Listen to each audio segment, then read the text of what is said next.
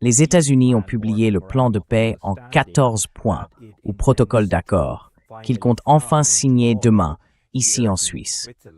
J'aimerais le passer en revue avec vous pour pouvoir vous donner mon analyse de ce que tout cela signifie. Je vais d'abord lire les 14 points, tels qu'ils ont été diffusés par plusieurs agences de presse, dont l'Associated Press ici. C'est donc la version transmise aux médias occidentaux, par des responsables du département d'État américain. Apparemment, le texte leur a été lu, je les ai copiés ici dans un fichier, comme ça on n'a pas besoin de subir toutes ces horribles publicités sur le site de la paix.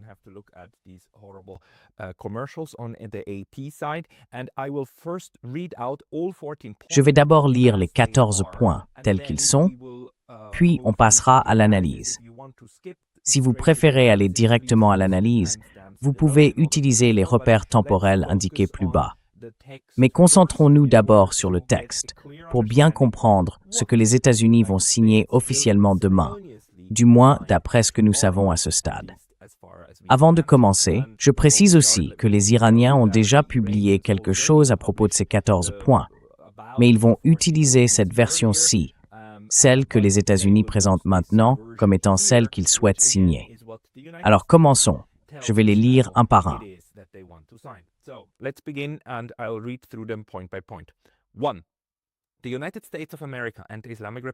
1.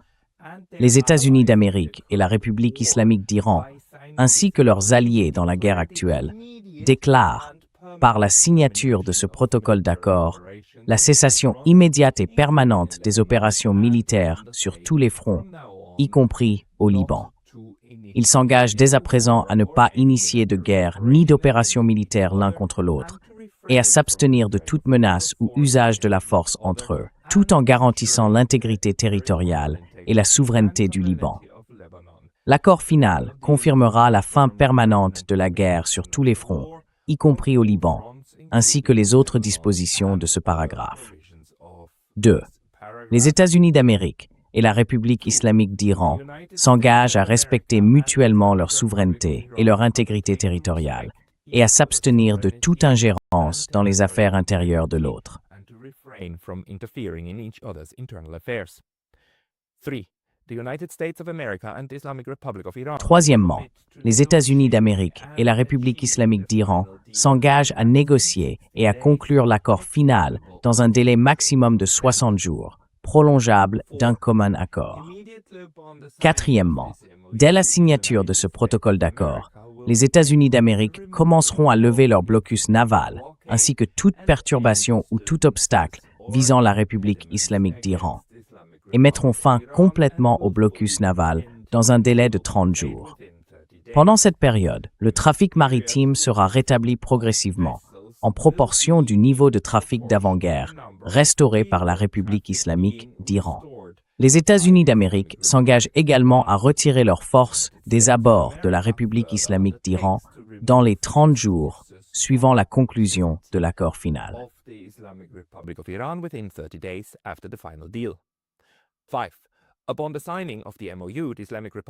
5. Dès la signature du protocole d'accord, la République islamique d'Iran prendra les dispositions nécessaires en déployant tous ses efforts pour assurer le passage sécurisé des navires commerciaux sans frais pendant 60 jours seulement entre le golfe Persique et la mer d'Oman, et inversement. Le trafic des navires commerciaux reprendra immédiatement et, compte tenu des besoins liés à la levée des obstacles techniques et militaires, ainsi qu'au déminage par la République islamique d'Iran, il sera pleinement rétabli dans un délai de 30 jours. La République islamique d'Iran engagera un dialogue avec le sultanat d'Oman afin de définir la future gestion et les services maritimes dans le détroit d'Ormuz, en concertation avec les autres États riverains du golfe Persique, conformément au droit international applicable et au droit souverain des États côtiers du détroit d'Ormuz. 6. Les États-Unis d'Amérique s'engagent, avec leurs partenaires régionaux, à élaborer un plan définitif, approuvé d'un commun accord, d'un montant d'au moins 300 milliards de dollars américains, pour la reconstruction et le développement économique de la République islamique d'Iran. Le mécanisme de mise en œuvre de ce plan sera finalisé dans le cadre de l'accord final dans un délai de 60 jours. Tous les permis, dérogations et autorisations nécessaires aux transactions financières concernées seront accordés par les États-Unis d'Amérique.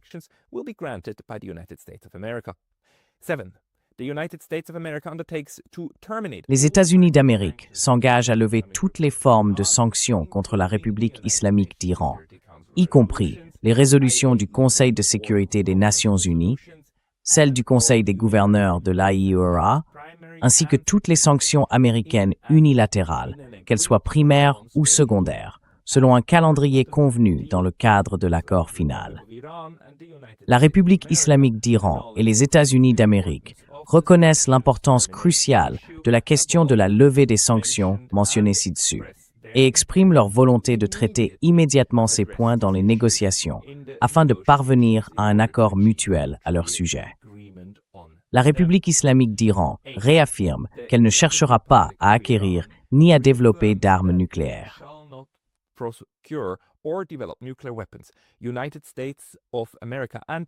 Les États-Unis d'Amérique et la République islamique d'Iran sont convenus de régler la question des stocks de matières enrichies, selon des mécanismes qui seront définis d'un commun accord, conformément au calendrier mentionné au paragraphe 7. La méthode principale retenue sera la dilution sur site, sous la supervision de l'AIA. Les deux parties ont également accepté de discuter de la question de l'enrichissement, ainsi que d'autres sujets convenus ensemble, liés aux besoins nucléaires de la République islamique d'Iran, sur la base d'un cadre satisfaisant qui sera arrêté dans l'accord final. Cet accord final confirmera les dispositions de ce paragraphe.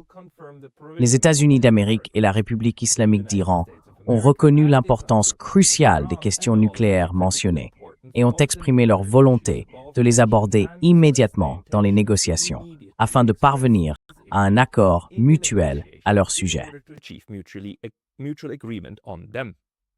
9. Pending the final deal, the United States of America and the Islamic Republic of Iran agreed to maintain the status quo. The Islamic Republic will maintain the current status quo of its nuclear program, and the United States of America will not impose any new sanctions and will not deploy additional forces in the region. 10.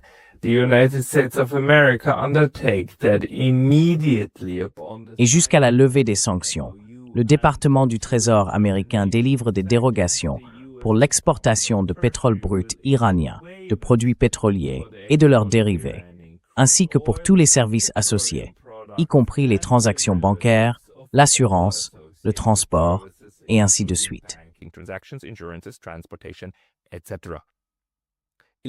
The United States of America undertakes to make fully available... Les États-Unis d'Amérique s'engagent à rendre pleinement disponibles les fonds et les avoirs gelés ou restreints de la République islamique d'Iran dès la mise en œuvre de ce protocole d'accord. Les États-Unis et la République islamique d'Iran se mettront d'accord au cours des négociations sur les procédures relatives à la libération de ces fonds.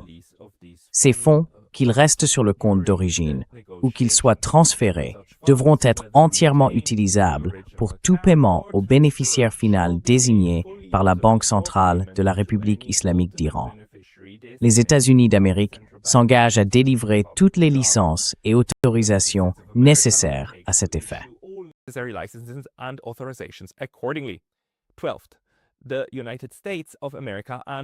12. Les États-Unis d'Amérique et la République islamique d'Iran conviennent que des mécanismes exécutifs seront mis en place pour suivre la bonne mise en œuvre de ce protocole d'accord, ainsi que le respect futur de l'accord final. 13. Après la signature de ce protocole d'accord, et sous réserve du début de la mise en œuvre des paragraphes 1, 4, 5, 10 et 11, ainsi que de la poursuite de ces mesures, les États-Unis d'Amérique et la République islamique d'Iran entameront des négociations sur l'accord final, exclusivement à propos des autres paragraphes. 14. L'accord final sera entériné par une résolution contraignante du Conseil de sécurité des Nations unies. Et juste une petite note rapide. La meilleure façon de soutenir cette chaîne, c'est de vous inscrire à ma newsletter gratuite sur Substack.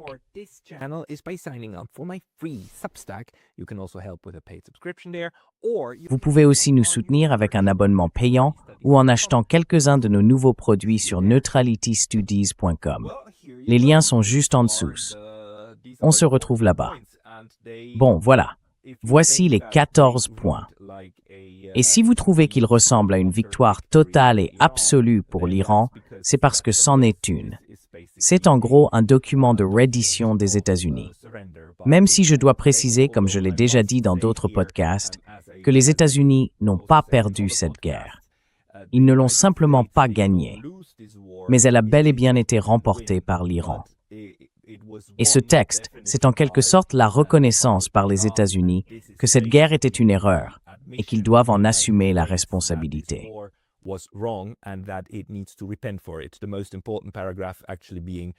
Le passage le plus important, en réalité, c'est le fonds de reconstruction de 300 milliards de dollars. Selon le droit international, un État attaqué a le droit d'être indemnisé pour les dommages causés par l'autre partie. Autrement dit, c'est, à toute fin pratique, un document dans lequel les États-Unis reconnaissent qu'ils sont responsables d'avoir déclenché cette guerre. Je dois aussi souligner un autre point très intéressant. Même si cet accord a été négocié entre les deux parties à Islamabad, ou par l'intermédiaire d'Islamabad, sous la médiation du Pakistan, dans l'ensemble, il s'agit clairement et entièrement des 14 points élaborés par l'Iran.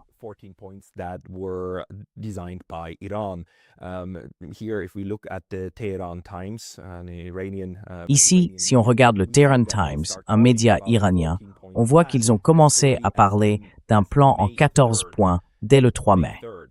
Le 3 mai, c'était il y a un mois et demi, donc 6 ou 7 semaines. Aujourd'hui, on est le 18 juin. Donc, depuis environ 6 semaines, les Iraniens mettent en avant ces 14 points. Et si on parcourt ce que le Tehran Times a publié, on voit que dans le fond, il s'agit bien de ces 14 points. Oui, sans doute que l'accord final, le protocole d'entente qui en est sorti, le texte que je viens de vous lire, a été rédigé d'un commun accord, dans un cadre de négociation.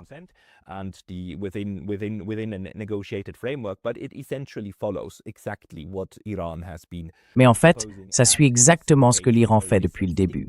Proposer, et dans ce cas précis, dicter aux États-Unis ce qu'ils doivent signer.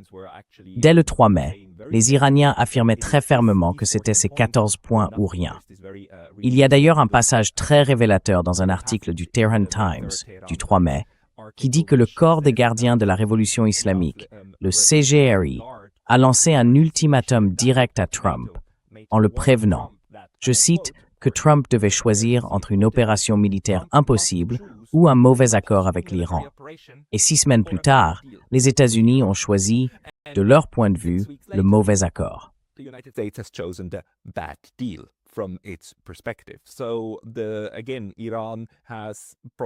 Donc, encore une fois, l'Iran a présenté 14 points.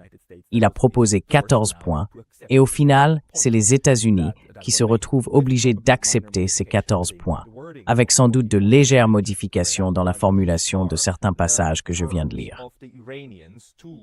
Mais ce sont bien les conditions posées par les Iraniens pour accepter de rouvrir le détroit d'Ormuz et mettre fin à toute hostilité avec les États-Unis et leurs alliés directs dans la région. Et l'allié le plus important, bien sûr, c'est Israël, qui ne fait pas partie de cet accord. C'est un accord bilatéral, un mémorandum d'entente entre l'Iran et les États-Unis. Mais comme dans le premier paragraphe, il est fait mention des alliés des États-Unis. Ce signe time pour cette way everything later of Toby Award, à Kambu, à Israël et aux autres.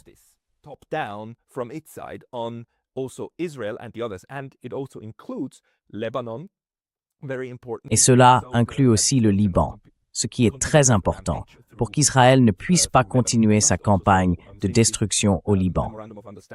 Je dois aussi préciser que ce mémorandum d'entente, ce n'est pas encore le traité final qu'ils ont l'intention de signer.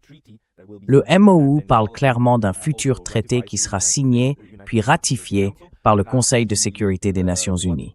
c'est ce traité-là plus tard qui devrait mettre fin une bonne fois pour toutes aux hostilités et définir comment ils reviendront à un état de paix entre eux. Ce document, lui, établit surtout un nouveau modus vivendi, une sorte d'accord provisoire sur ce qui doit se passer maintenant. Et l'Iran a bien précisé qu'il ne passera à l'étape suivante que si les premières dispositions de ce mémorandum sont respectées.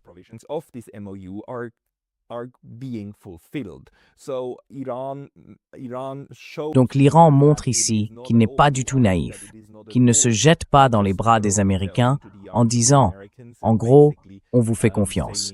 La confiance est rétablie. » Ce n'est pas ça du tout. Ils veulent que ce soit vérifiable. Et la manière dont ils vont juger si les États-Unis sont vraiment sérieux ou non, c'est de voir s'ils commencent à appliquer tous les points liés aux sanctions, aux paiements et aux compensations envers l'Iran. C'est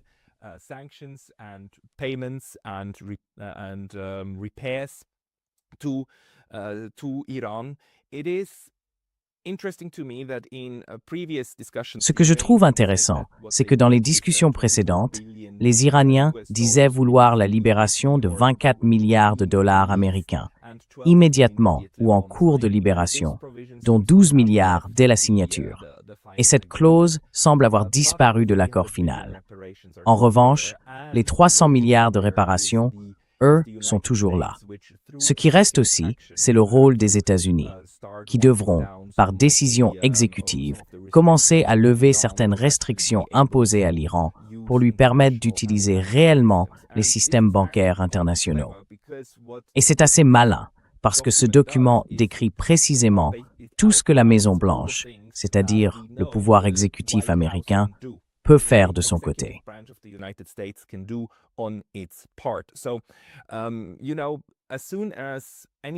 Vous savez, dès qu'une mesure comme celle-là doit passer par le Congrès, c'est pratiquement garanti qu'elle va être bloquée. Parce qu'au sein du Congrès, le lobby pro-israélien, évidemment, exerce une influence considérable. Mais tout ce que la Maison-Blanche peut faire par décret, c'est quelque chose que l'Iran peut s'attendre à voir mis en œuvre si la Maison-Blanche, si Trump est vraiment sérieux à propos de ce qu'il signe ici. Donc, ce sont des démarches que le pouvoir exécutif américain peut entreprendre avec seulement quelques coups de fil à Scott Bessent. Et ensuite, Scott Bessent s'occupe d'organiser les ajustements du système de sanctions unilatérales des États-Unis, ainsi que des dérogations et autres autorisations qui doivent être accordées par la branche exécutive.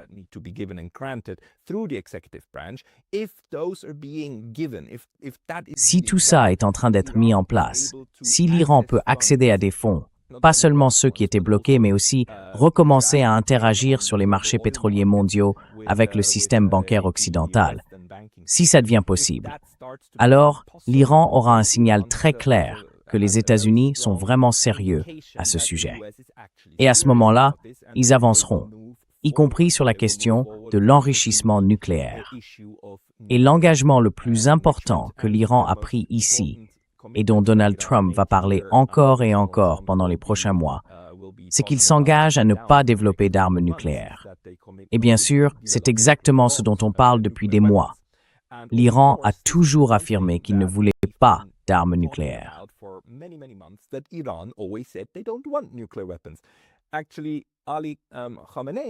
En réalité, Ali Khamenei, qui a été tué dès le premier jour de cette parodie de guerre, avait émis une fatwa, un décret religieux, interdisant le développement d'armes nucléaires.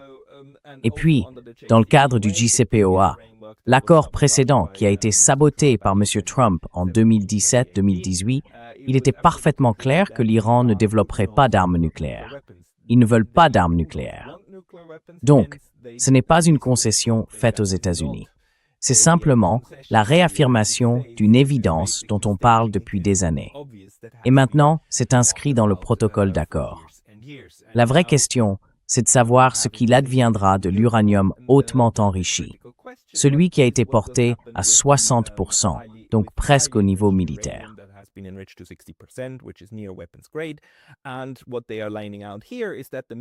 Et ce qu'ils proposent ici, c'est que le minimum sur lequel ils sont prêts à s'entendre, c'est que l'uranium soit dilué, étape par étape. Donc, en gros, je suppose que c'est l'un des paragraphes sur lesquels ils ont dû négocier pendant un bon moment à Islamabad, parce qu'il y avait plusieurs possibilités.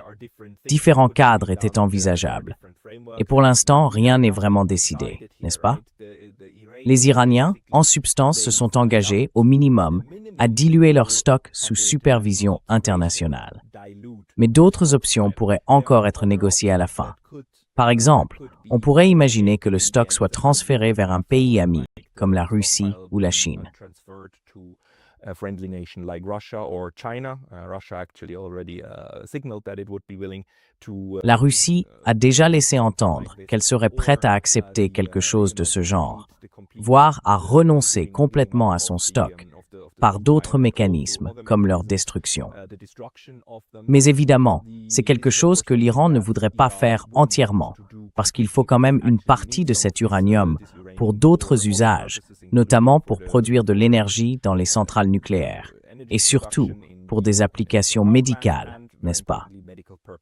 En gros, l'Iran était prêt à dire que si les autres volets, les volets économiques et militaires, et le retrait des États-Unis, si tout cela se mettait en place, alors il serait disposé, au minimum, à aller vers une solution consistant à diluer le stock d'uranium pour qu'il ne soit plus proche du niveau militaire, tout en répondant encore aux besoins du pays. Et il ferait cela dans le cadre d'un accord mutuellement convenu. Framework. So this is actually a very pragmatic way forward, but again, it is the Iranians not giving something that they never wanted to give. It is them saying like, here is a framework for us to do what we always wanted to do anyhow, take it or leave it. And again, it took the United States 6 weeks to come around, but they seem to have come around to say like, okay, this is probably the best we can get, and we have to finish this. Again, because this document is so extremely strong on all the points that Iran actually wants and gives the United States nearly nothing, plus it obliges the United States to implement not only itself certain points, but also put pressure on its allies in the region to implement a couple of things. It seems to me that Il me semble que le préjudice que l'Iran a réussi à infliger aux États-Unis est énorme et que la Maison-Blanche craint vraiment que la situation n'aille plus loin. Comme l'ont dit les Iraniens, si cet accord, même mauvais, n'est pas signé, les conséquences pour les États-Unis pourraient être encore pires, encore plus dures. Je pense donc qu'à la Maison-Blanche, on a bien compris à quel point le blocus du détroit d'Ormuz pourrait être désastreux dans les prochains mois s'il ne prend pas fin rapidement. Et on sait déjà que les effets économiques de ce qui a été fait jusqu'ici vont être très importants. Le pétrole retiré du marché ne reviendra pas aussi vite, et les prix, aux États-Unis, comme en Occident, en général, vont rester très élevés dans les mois à venir. The West in general are going to be very high over the next couple of months, but with this agreement in place and if the Mais avec cet accord en place, et si les dispositions sont réellement respectées, si on ne retombe pas dans les affrontements, alors au moins il y a une chance que l'impact économique et les pressions inflationnistes restent à un niveau que les États-Unis et le gouvernement de Donald Trump peuvent supporter, en gardant à l'esprit les élections de mi-mandat en novembre.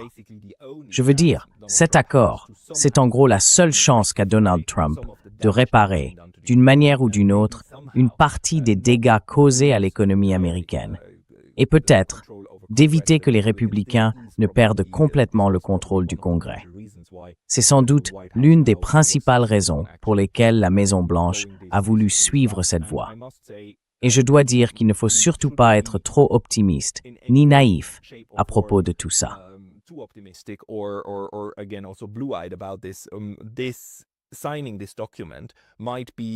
Signer ce document, ça pourrait très bien n'être qu'une autre stratégie des États-Unis pour endormir les Iraniens, puis reprendre le combat plus tard.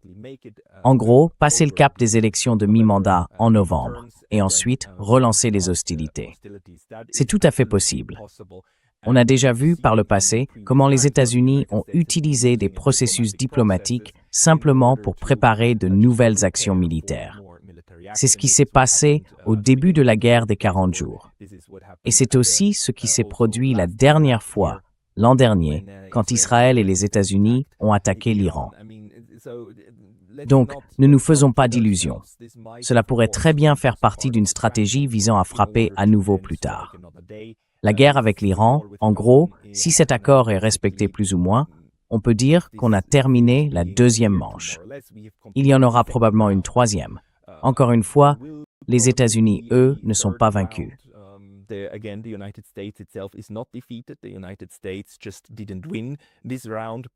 Les États-Unis n'ont tout simplement pas gagné cette manche. Mais rien ne garantit qu'ils ne vont pas profiter du temps qu'ils ont maintenant pour se réarmer et frapper à nouveau. Ce que ça nous montre, en revanche, c'est que comme ce document est très humiliant et que Donald Trump doit maintenant déployer toute sa rhétorique et tout son talent de vendeur pour convaincre le public américain, pour leur faire avaler ce texte et présenter une défaite comme une victoire. Eh bien, puisqu'il est obligé de le faire, on peut en conclure, non, on peut même l'affirmer, que la stratégie de l'Iran, premièrement, a parfaitement fonctionné et deuxièmement, a vraiment fait mal. Et on ne sait pas encore quels sont, au fond, les vrais points de douleur des États-Unis.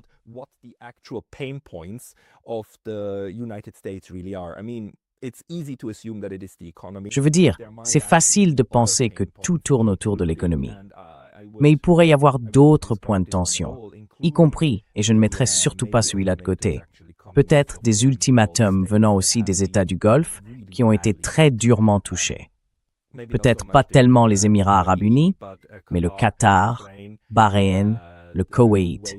Ils ont peut-être fait savoir aux États-Unis que s'ils refusaient de signer un tel accord, ils mettraient fin unilatéralement à leurs droits et à leurs accords de stationnement avec les États-Unis. Pour moi, c'est tout à fait plausible. Et ce serait bien sûr une humiliation encore plus grande pour les États-Unis qui perdraient ainsi tous leurs alliés du Golfe.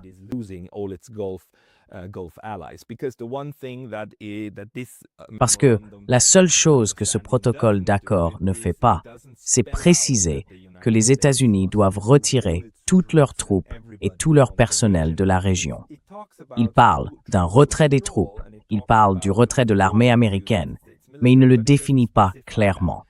Il ne dit pas ce que ça veut dire exactement. Donc, à tout moment, si Washington veut respecter cet accord, il pourrait dire « Nous retirons une partie de nos forces navales déployées dans la région » et ensuite dire à l'Iran « Regardez, nous avons tenu nos engagements. » Mais en réalité, les États-Unis pourraient garder leurs soldats sur le terrain dans les pays du Golfe et simplement dire « Nous sommes revenus au niveau d'avant la guerre ». Autrement dit, la situation d'avant, et tout cela resterait, techniquement, dans le cadre de l'accord.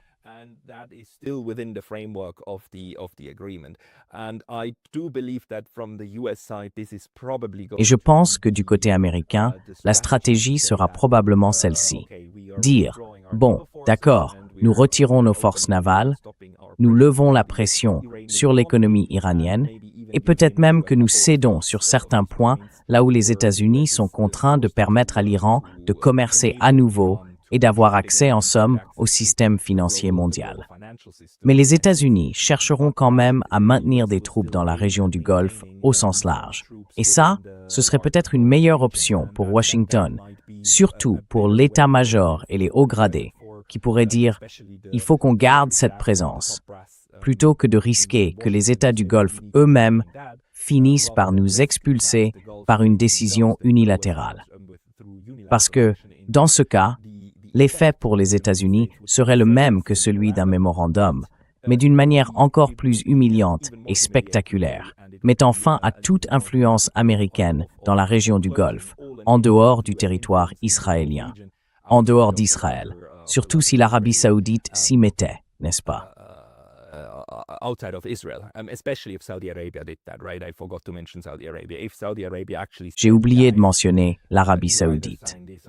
Si l'Arabie saoudite avait vraiment dit « Les gars, soit vous signez, soit on vous met dehors », eh bien ça aurait pu être un très fort levier. Et je ne sais pas si c'est ce qui s'est passé. Franchement, je n'en sais rien, je ne fais que supposer. Parce que selon moi, le préjudice subi par les États du Golfe a été énorme, vraiment énorme. Et c'est quelque chose qu'ils ont dû détester profondément. Et on sait que l'Arabie saoudite, à 2 reprises, a empêché les États-Unis d'utiliser son espace aérien pour lancer de nouvelles frappes, après les frappes initiales et après l'échec de ces premières frappes. Donc on sait que les États du Golfe sont extrêmement, mais alors extrêmement réticents à ce qui se passe ici. C'est donc un élément que je mettrai clairement dans la balance. Et encore une fois, certaines des dispositions ici, en fait, la plupart de celles qui viennent des Iraniens, concernent des aspects économiques pour eux. Ce sont ces points-là qu'ils comptent suivre dans le temps pour voir si les États-Unis respectent leurs engagements ou non.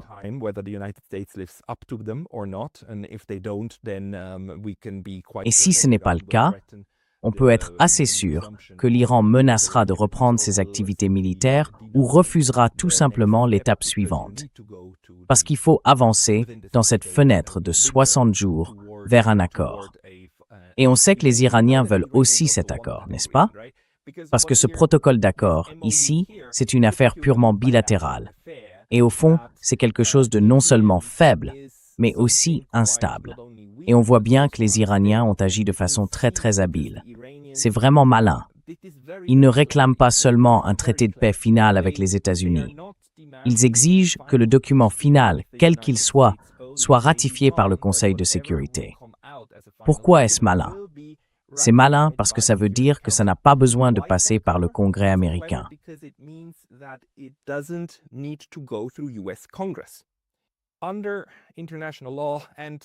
En droit international, et pour des raisons évidentes, quand 2 États concluent un traité, quand le président signe, ou plus largement l'exécutif, à ce moment-là, c'est une intention politique, une volonté commune. Mais il faut ensuite passer par le processus de ratification. Et dans les États démocratiques, la ratification passe toujours par le Parlement. Le texte doit être soumis au Parlement et celui-ci doit voter pour l'accepter, afin que l'accord international devienne partie intégrante du droit national. C'est ça, le processus de ratification. Et ce n'est qu'une fois que les 2 parties ont ratifié que l'accord devient réellement contraignant pour chacune d'elles. Une simple signature ne suffit pas, parce que le processus politique n'est pas terminé. Et encore une fois, comme je l'ai dit, tout accord de paix final qui devrait passer par le Congrès américain serait, en pratique, condamné d'avance. Et les Iraniens le savent. Mais les États-Unis font partie des Nations Unies.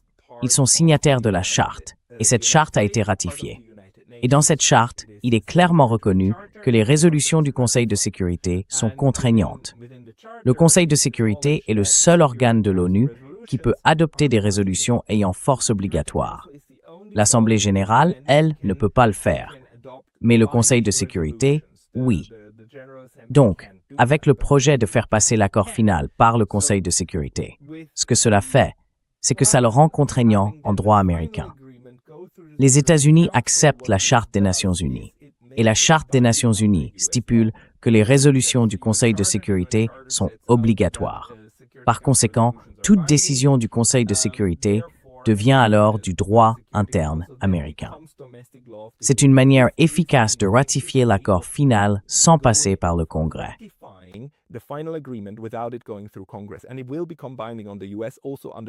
Et cela deviendra contraignant pour les États-Unis, y compris en droit interne américain. Et si les États-Unis commençaient à ne pas le respecter, au moins en théorie, des groupes d'action politique à l'intérieur du pays pourraient poursuivre le gouvernement en justice, en disant « Vous violez le droit américain ». Et bien sûr, au Conseil de sécurité, tout dépend de ce que font les États-Unis, s'ils posent leur veto ou s'ils acceptent la résolution. C'est là que réside le pouvoir du président américain. Le président prend son téléphone appelle son représentant à New York, son ambassadeur au Conseil de sécurité, et lui dit de voter pour une résolution ou au minimum de ne pas voter contre. Dans ce cas, la résolution devient contraignante, à condition que les Britanniques, les Français, les Chinois et les Russes ne mettent pas non plus leur veto.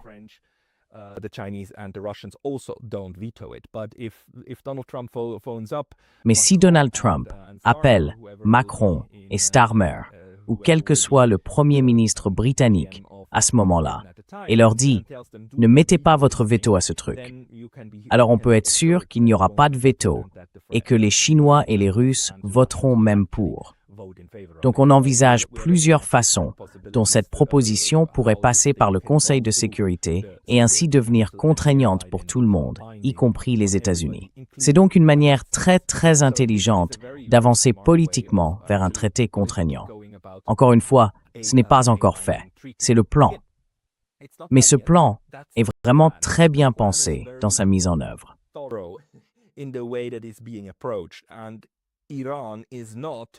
Et l'Iran ne se contente pas de faire confiance aux États-Unis, en se disant simplement « Très bien, on va compter sur le fait que vous tiendrez parole ».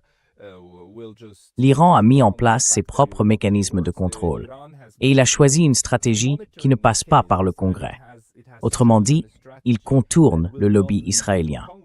C'est la preuve que l'Iran comprend très bien le fonctionnement politique à l'intérieur des États-Unis. Et c'est pour ça qu'Israël est aussi en colère. Même s'il y a une autre lecture possible, Israël pourrait aussi être en colère pour la forme, comme partie du spectacle. Parce qu'au fond, beaucoup de ces choses-là relèvent du théâtre politique.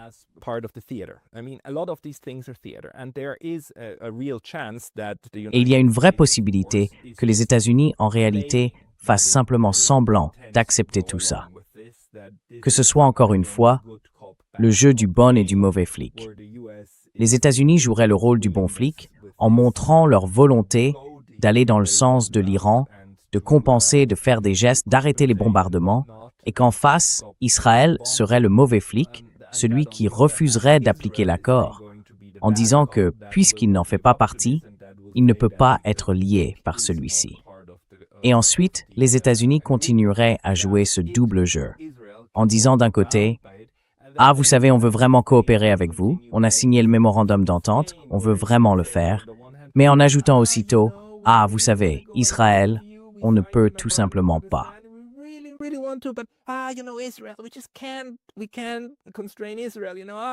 On ne peut pas contraindre Israël, tu sais. Israël, c'est un État complètement imprévisible, tu vois. J'aimerais qu'on puisse faire quelque chose pendant qu'il continue d'envoyer des armes à Israël, non? Enfin, ça fait peut-être partie de la stratégie du côté des États-Unis. C'est tout à fait possible. Et à ce stade, on n'en sait rien. Je suppose que Brian Berletic va le souligner et qu'il insistera sur le fait que tout ça n'est sans doute qu'un écran de fumée et que les États-Unis vont encore changer de cap pour gagner un peu de temps. Mais d'un autre côté, ce que ce protocole d'accord inclut aussi, ce sont ces mécanismes de vérification.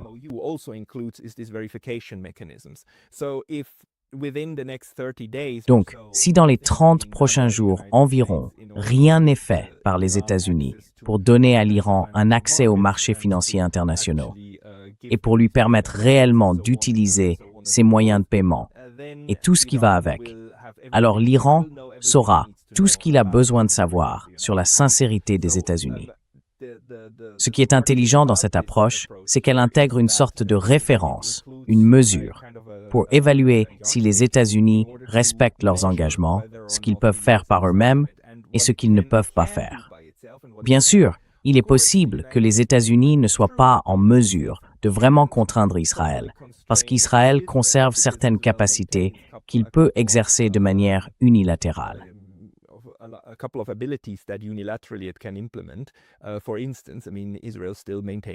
Par exemple, Israël possède toujours un arsenal nucléaire, des armes qu'il pourrait utiliser s'il le décidait, puisqu'elles sont sous son contrôle direct. Il dispose de plusieurs types d'armements, et bien sûr de ses propres forces militaires qu'il peut déployer. Mais c'est là que les choses deviennent intéressantes. Si les États-Unis exerçaient une vraie pression, et si, par des décrets présidentiels, Donald Trump avait vraiment voulu contraindre Bibi Netanyahou et ses alliés, c'est fou, comme il dit, alors Israël ne pourrait évidemment pas faire beaucoup de ce qu'il fait aujourd'hui. Mais c'est aussi un jeu très compliqué de leur côté, et il est difficile de savoir ce qui est réel et ce qui ne l'est pas.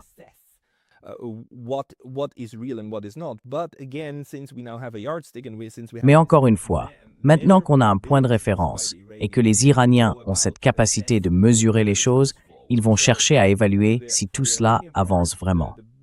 Donc, du côté iranien, les grandes questions seront les suivantes. Est-ce que les Américains vont réellement retirer leur marine?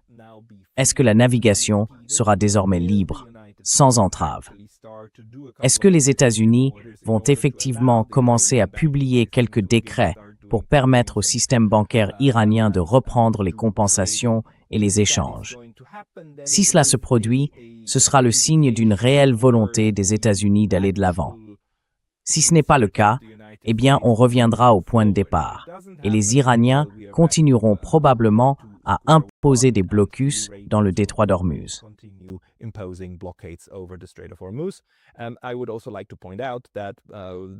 Je voudrais aussi souligner que le point numéro 405 indique, enfin, le point numéro 5 précise, que même si la navigation à travers le détroit d'Ormuz pourra reprendre, elle se fera sous la supervision de l'Iran et d'Oman. C'est d'ailleurs assez intéressant de voir que l'Iran a insisté pour qu'Oman soit mentionné dans ce document. Il cherche clairement à établir un précédent, à montrer que cette voie maritime sera placée sous une administration conjointe. Et même si les Iraniens s'engagent, dans le texte, à ne pas prélever de frais, ils peuvent tout de même, et c'est déjà écrit dans le document, proposer des services aux navires qui passent. Et ça, ce ne serait pas considéré comme un droit de passage. Ce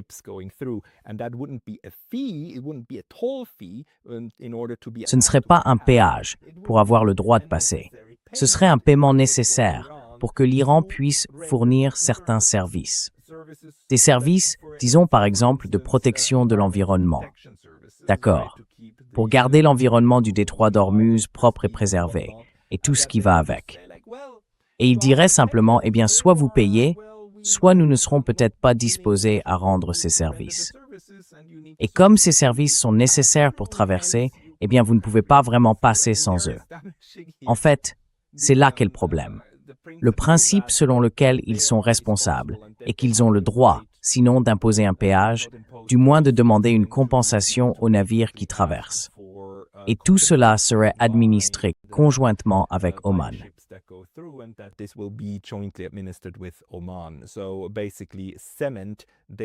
En gros, ils consolident leur pouvoir, leur contrôle sur le détroit d'Ormuz, conjointement avec Oman, qui détient l'autre rive de la partie la plus étroite du détroit. Donc, encore une fois, l'Iran sort gagnant sur toute la ligne. Ce que les États-Unis obtiennent, c'est juste quelques éléments de langage pour pouvoir dire « Regardez, on a supprimé les droits de passage, le détroit d'Ormuz est ouvert, tout va bien. » Et puis, les Iraniens n'auront jamais la bombe nucléaire, et ainsi de suite. Et maintenant, Donald Trump va devoir utiliser ces arguments de manière très très agressive pour faire passer une défaite pour une victoire et maquiller tout ça autant que possible.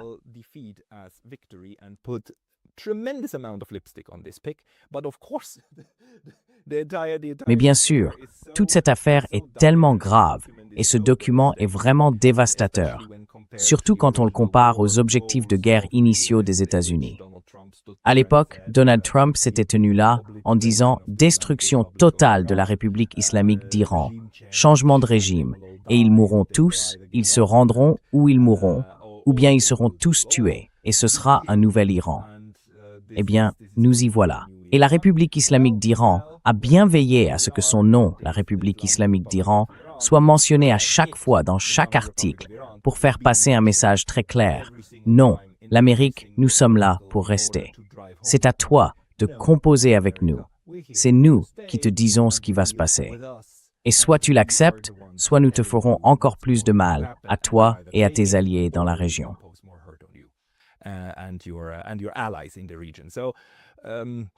Long story short, En résumé, même si je ne pense pas que ce soit le dernier épisode de cette affaire, et même si je crois qu'on traverse simplement une pause dans la phase militaire de cette guerre contre l'Iran, on assiste à un vrai changement dans l'attitude des États-Unis vis-à-vis de leur hégémonie dans la région. En gros, ils admettent, ou ont été forcés d'admettre, qu'ils ne sont pas capables de mettre en œuvre leur plan, et ils le font publiquement. Alors, peut-être que tout ça fait partie d'une grande mise en scène. Peut-être que c'est le prélude à une nouvelle attaque surprise. Je ne peux pas l'exclure. Mais le fait qu'ils aillent aussi loin, qu'ils publient tout ça, et qu'un document aussi humiliant soit signé demain, probablement par J.D. Vance ici en Suisse, ça montre clairement, à mes yeux, qu'il s'agit d'un vrai tournant, au moins dans la politique étrangère des États-Unis.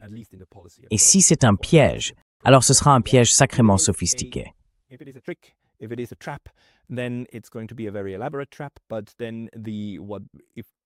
Mais alors, si c'est vraiment le cas, et s'ils recommencent à bombarder samedi ou peu importe quand, eh bien, ils vont avoir un avenir très, très difficile.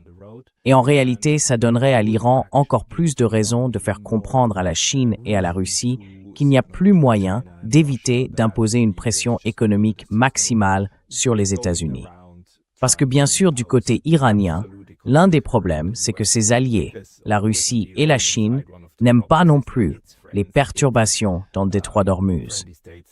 Ils n'aiment pas non plus les conséquences économiques que ça leur impose.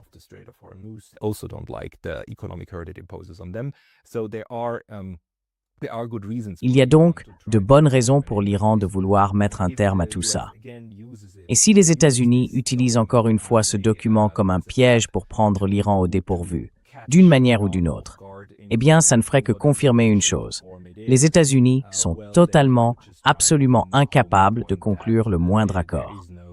Et ça, concrètement, ça ne laisse qu'une seule option, une approche militaire. Dans ce cas-là, la destruction complète de toutes les installations militaires américaines dans la région du Golfe serait la voie à suivre.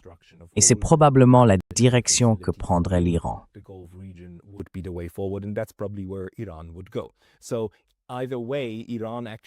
Donc, dans tous les cas, l'Iran garde en réalité la possibilité de revenir à une approche militaire si celle-ci échoue.